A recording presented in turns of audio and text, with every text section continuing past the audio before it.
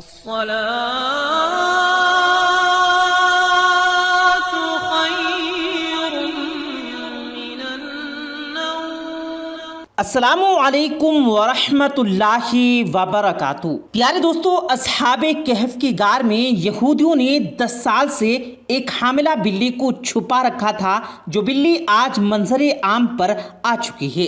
پیارے دوستو، آج آپ کو دکھائیں گے کہ اب جب اس بلی نے بچوں کو جنم دیا تو اللہ کی قدرت کا ایسا کیا معجزہ، ایسا کیا کرشمہ رونما ہوا، جس کو دیکھ کر یہودی بھی تھر تھر کانپنے لگے اور مسلمانوں کو ڈھونڈ کر ان سے کہنے لگے کہ ہمیں بھی کلمہ پڑھاؤ۔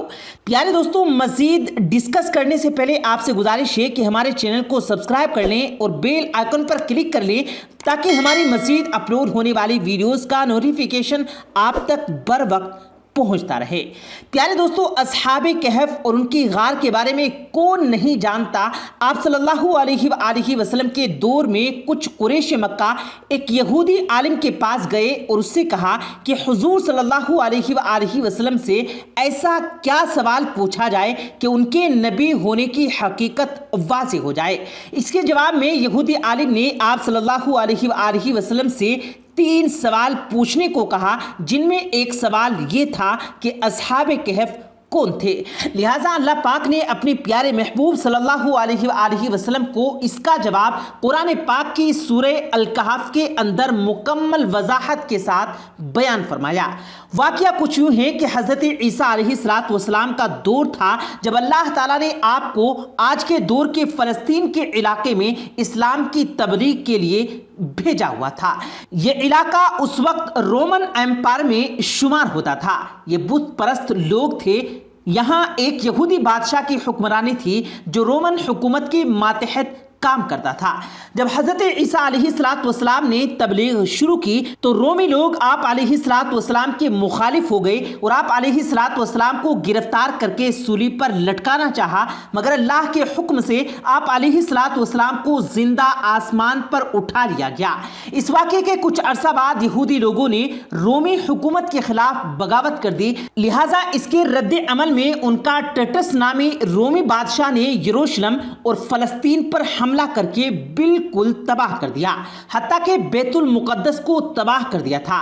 اسی دوران اس نے 1.5 لاکھ یہودیوں کو قتل کر دیا۔ جو بچے کھچے یہودی یہاں رہ گئے تھے وہ جان بچا کر فلسطین سے نکل گئے، مگر جو حضرت عیسیٰ علیہ السلام کے ماننے والے اور ان کی تعلیمات کے پیروکار تھے، صرف وہی فلسطین میں موجود رہ گئے۔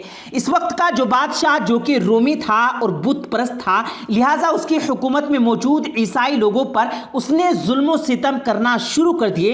ایک دن حضرت عیسیٰ علیہ السلام کے ماننے والے حواریوں کو اس نے اپنے دربار میں بلایا اور ان سے کہا کہ میں تمہیں چند دن کی مہلت دیتا ہوں، تم اپنے نئے دین یعنی عیسائیت سے باز آ جاؤ، ورنہ میں تمہیں قتل کر دوں گا۔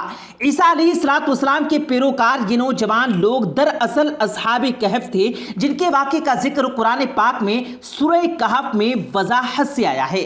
ان نوجوانوں نے جب یہ دھمکی سنی تو وہ شدید پریشان ہوئے، کیونکہ وہ بادشاہ سے لڑنے کی ہمت نہیں رکھتے تھے اور نہ ہی شہر میں رہ کر عیسائی تعلیمات جاری رکھ سکتے تھے، ورنہ بادشاہ جس کا نام دقیانوس تھا وہ انہیں قتل کروا دیتا۔ لہٰذا انہوں نے شہر چھوڑ کر کہیں بھاگ جانے کا فیصلہ کیا اور اللہ پاک کی ذات پر بھروسہ کر کے شہر سے نکل گئے، تو یہ سوچتے ہوئے کہ اب اللہ پاک ہی ہمارے لیے کوئی فیصلہ کرے گا اور کوئی راستہ نکالے گا، یہاں تک کہ وہ ایک پہاڑ کی غار میں جا کر چھپ گئے اور وہیں سو گئے، یہاں تک کہ سوتے سوتے ان پر 300 سال کا عرصہ گزر گیا۔ اور ان چند نوجوانوں نے جب غار میں پناہ لی تو دعا کی کہ ہمارے پروردگار، ہمیں اپنے پاس سے رحمت عطا فرما اور ہمارے کام میں ہمارے لیے راہی یابی کو آسان کر دے۔ بس ہم نے ان کے کانوں پر گنتی کے کئی سال تک اسی غار میں پردے ڈال دیے۔ دقیانوسی عزیز نے جب ان لوگوں کو تلاش کروایا تو معلوم ہوا کہ یہ لوگ اسی غار میں موجود ہیں۔ اسے بہت غصہ آیا اور حکم دیا کہ غار کو ایک مضبوط دیوار سے بند کر دیا جائے تاکہ یہ لوگ اندر ہی مر جائیں۔ بادشاہ نے جس شخص کے ذمے یہ کام لگایا وہ بہت ہی نیک اور ایماندار تھا۔ اس نے اصحاب کہف کے نام اور ان کی تعداد اور پورا واقعہ ایک تختی پر لکھوا کر لوہے کے صندوق میں رکھ کر دیواروں کی بنیادوں میں رکھ دیا اور تختی شاہی خزانے میں بھی رکھوا دی۔ اس 300 سال کے دوران دقیانوسی بادشاہ مر گیا اور کئی بادشاہ اور حکومتیں آئیں اور چلی گئی، یہاں تک کہ 300 عیسوی رومن امپائر نے بھی عیسائیت اختیار کر لی۔ 440 عیسوی میں بیطروس نامی عیسائی بادشاہ کی حکومت آئی جو ایک نیک دل اور انصاف پسند بادشاہ تھا۔ اس نے 68 سال تک حکومت کی اور اس کے دور میں مذہبی انتہا پسندی جب عروج پر پہنچ گئی اور لوگوں میں مرنے کے بعد دوبارہ زندے کیے جانے اور قیامت کے یقین پر ایمان ختم ہوتا جا رہا تھا، قوم کا یہ حال دیکھ کر بادشاہ بہت رنجیدہ ہوا اور اللہ سے دعا کی، کچھ ایسی نشانی ظاہر کرے اے اللہ کہ میری قوم کے لوگوں کا ایمان پھر سے تازہ ہو جائے، انہیں قیامت مرنے کے بعد دوبارہ زندہ کیے جانے اور ایک خدا کا یقین ہو جائے۔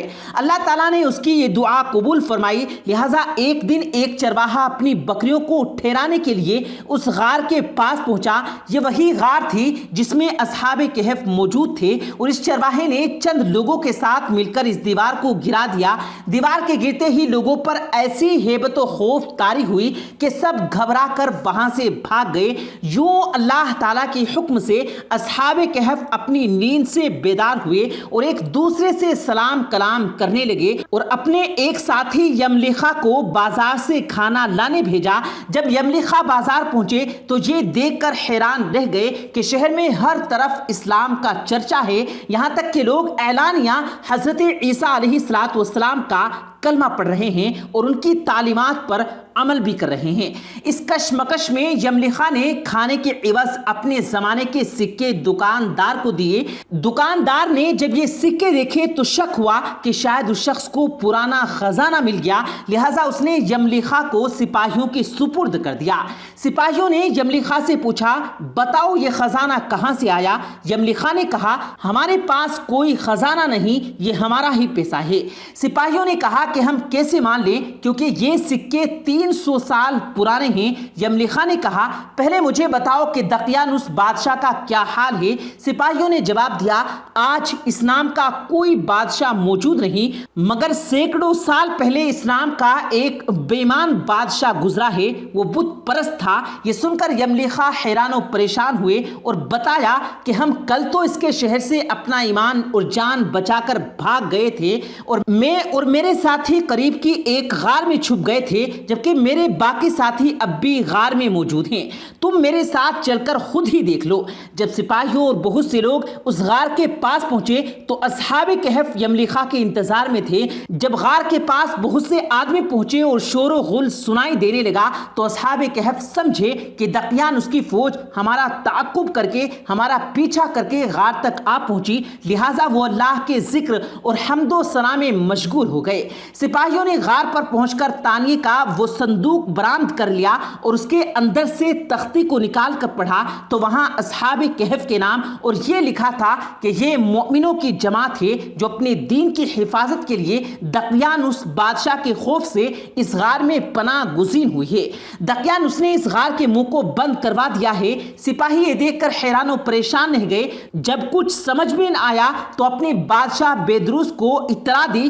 بادشاہ نے یہ خبر سنی تو فوراً اپنے امراء اور علماء کے ہمراہ وہاں پہنچ گئے۔